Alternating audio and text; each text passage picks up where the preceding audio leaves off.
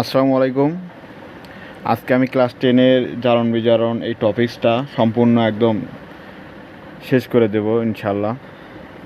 তাই আমরা প্রথমে দেখি যে জারণ বিজারণ নির্ণয়ের ক্ষেত্রে তোমাদের আগে প্রথমে যেটা কাজ করতে হবে সেটা হলো জারণ সংখ্যা নির্ণয় করা শিখতে হবে। যদি জারণ সংখ্যা আমরা টপিক্স বাই টপিক্স তোমাদের ক্লাস 10-এ যেগুলো আছে সেগুলো একদম আজকের এই ক্লাসেই ক্লিয়ার করে দেবো ইনশাল্লাহ। তাই আমরা প্রথমে দেখি যে জারণ সংখ্যা কীভাবে নির্ণয় করা যায়।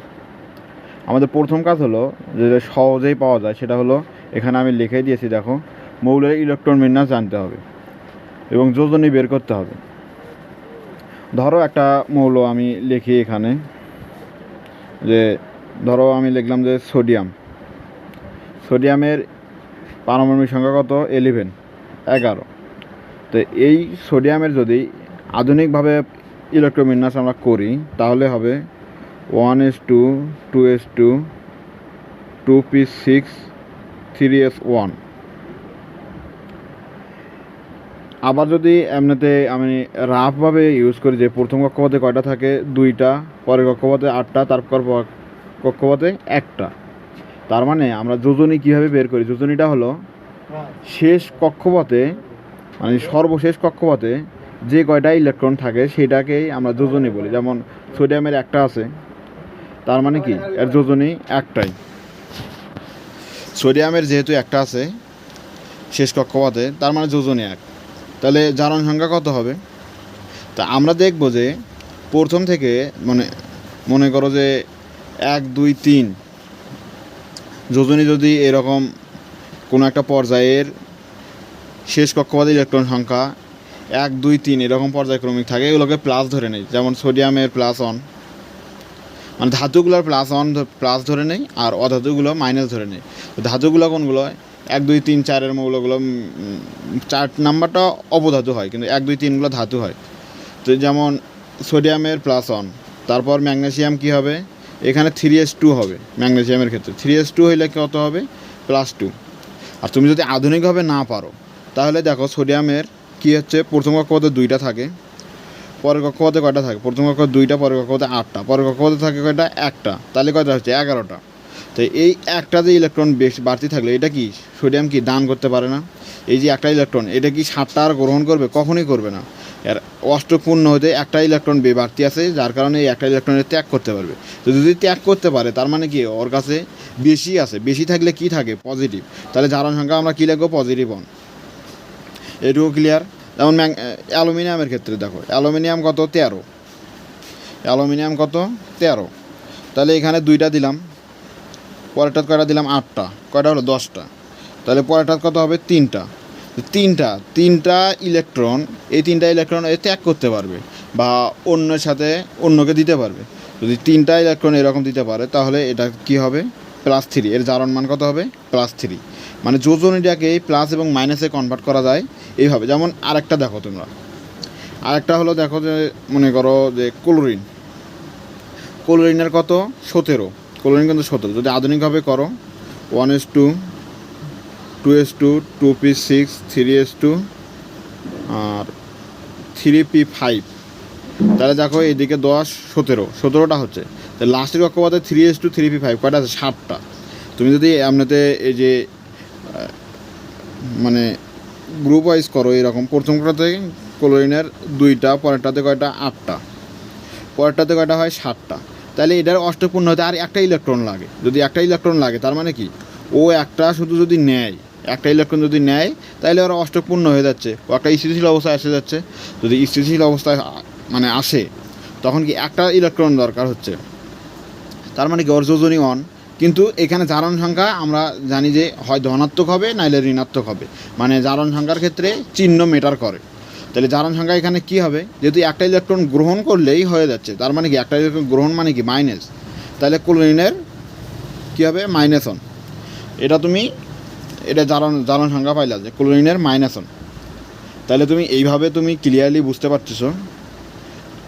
আরও আমি পরবর্তীতে ধাপে ধাপে করাবো। এটা ফার্স্ট স্টেপ, যে তুমি যে কোনো কিছু যদি আসে তাহলে তুমি প্রথমেই চট করে কীভাবে পারবা।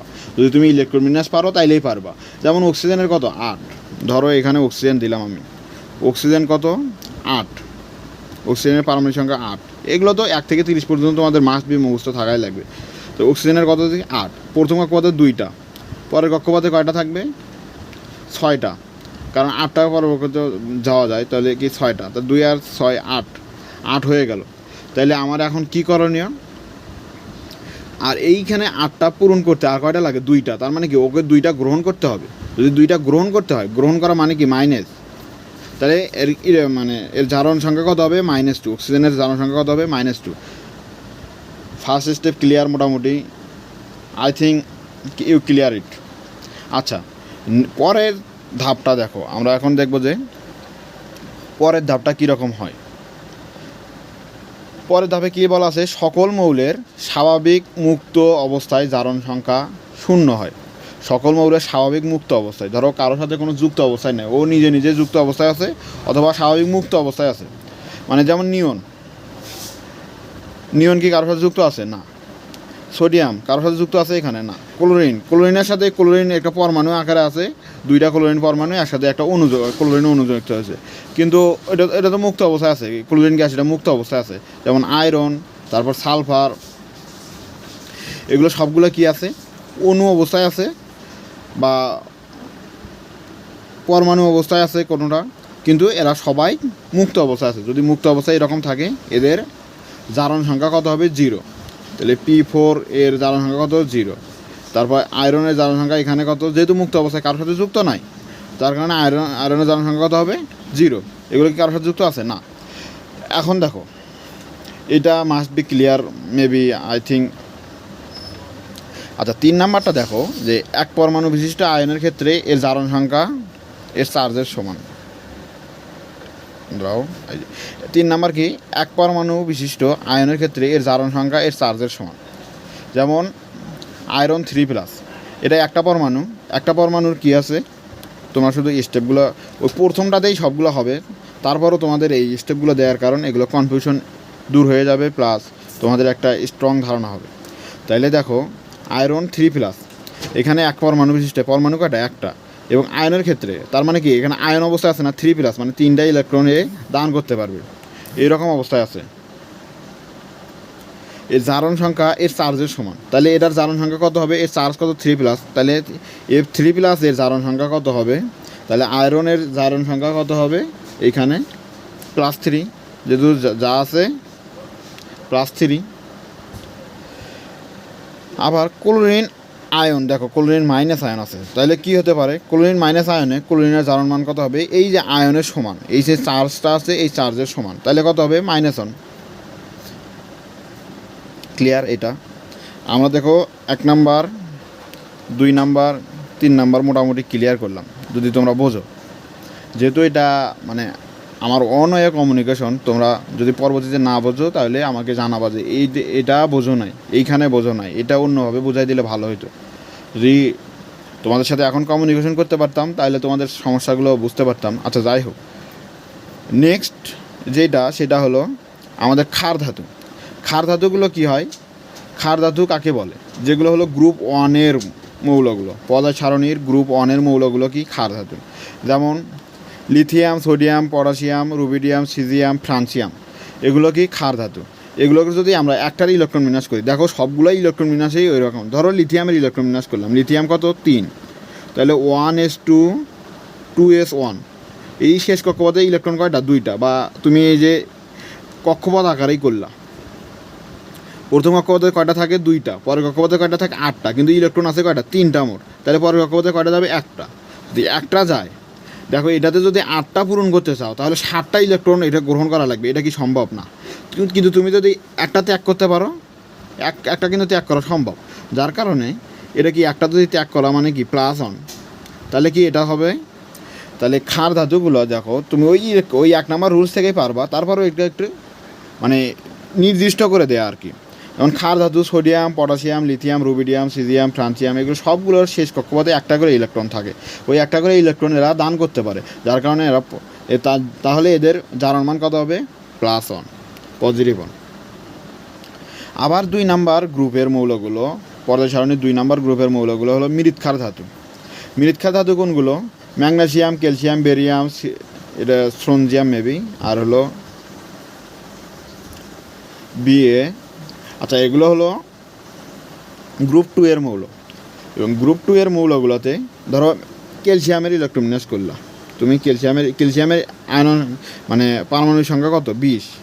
ক্যালসিয়ামের যদি ইলেকট্রোবিন্যাস করো প্রথম কক্ষপথে কয়টা যায় 2টা, পরের কক্ষপথে 8টা, পরের কক্ষপথে আবার 8টা, কয়টা হলো 2 8 8, 2 8 আর 2 আর 8 কত হয় 10, 10 আর 8 18, আরও 2টা, তাহলে শেষ কক্ষপথে কয়টা থাকে আরও 2টা।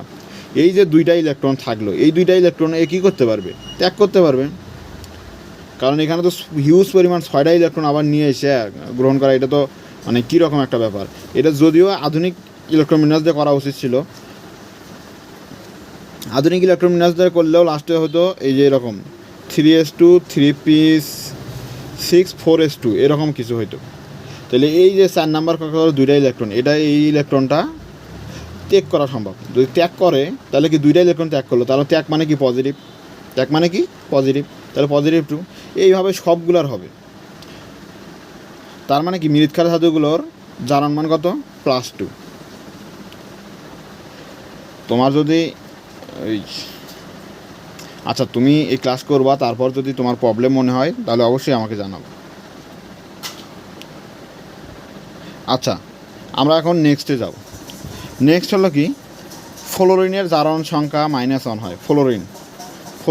ফ্লোরিন কত 9 এর কত 2 প্রথমে, তারপরে 7, 2 আর 7 কত হয় 9, আর এইটা এখানে একটা ইলেকট্রন হলেই তো 8টা হবে, তার কারণে কি -1, একটা ইলেকট্রন কী করতে পারবে গ্রহণ করতে পারবে, তাহলে ফ্লোরিনের জারণ সংখ্যা কত -1। এখন নেক্সটগুলা ওই রকম পুরাপুরি, এই যে এটা ভেরি ভেরি ইম্পর্টেন্ট ভিভিআই।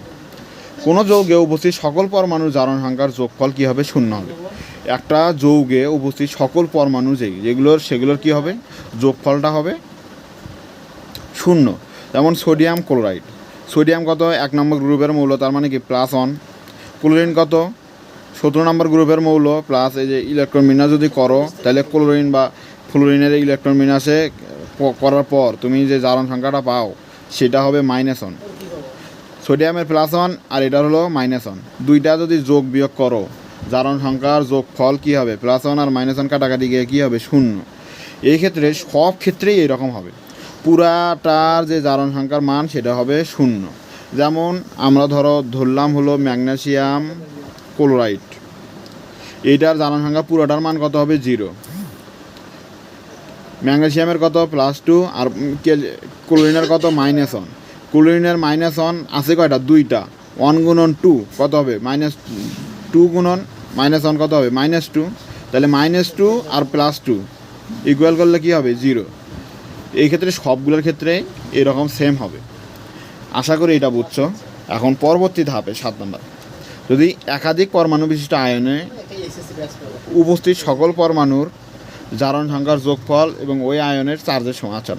একাধিক পরমাণু বিশিষ্ট যদি আয়ন থাকে, ধরো এই যে এরকম একাধিক পরমাণু বিশিষ্ট আয়ন PO4 3-, পরমাণু কয়টা আছে একটা, আর অক্সিজেন কয়টা আছে 4টা পরমাণু, মোট 5টা পরমাণু, কিন্তু এখানে কি আছে আয়নও আছে। যদি ওইখানে কিন্তু আয়ন ছিল না, কোনো আয়ন ছিল না, ডিরেক্ট ছিল, তার মানে কি এটা 0। কিন্তু যদি এটাতে আয়ন থাকে তাহলে এটা PO4 এই পুরোটার জারণ মান কত হবে -3, মানে যে আয়নের মানটা থাকবে এটা হবে। আশা করি বুঝছো এটা। এখন 8 নাম্বার দেখো, সকল যৌগে অক্সিজেনের জারণ মান কত -2। এটা সকল যৌগে অক্সিজেনের জারণ মান -2। ব্যতিক্রম কিছু কিছু আছে এই দুইটা, একটা হলো ব্যতিক্রম কোনগুলা, এই যে এটা আর এটা, ইত্যাদি অক্সিজেনের জারণ মান -1। দেখো এখানে যদি তুমি পুরাটার জারণ মান কী ধরবা, পুরাটার জারণ মান আমরা আগেই পড়ে আসছিলাম, আগের রুলসে কী পড়ে আসছিলাম যে পুরাটার জারণ মান সবসময় যদি আয়ন থাকে, যদি কোনো কিছু আয়ন থাকে তাহলে সেটার মান, আর যদি আয়ন না থাকে তার মানে কি পুরো যৌগের জারণ মান কত 0। ধরো H2O2, ধরো এইখানে করি আমরা H2O2, এটা জারণ মান পুরোটার কত 0 ধরলাম। তাহলে আমরা হাইড্রোজেনে কত জানি, আমরা হাইড্রোজেনে জানি +1, তো +1 গুণন 2, আর অক্সিজেনে ধরো জানি না X ধরলাম, তাহলে 2টা পরমাণু আছে গুণন 2 0। তাহলে এখানে 1 গুণন 2 কত হয় +2 প্লাস 2x সমান 0, তাহলে 2x সমান -2 হচ্ছে না?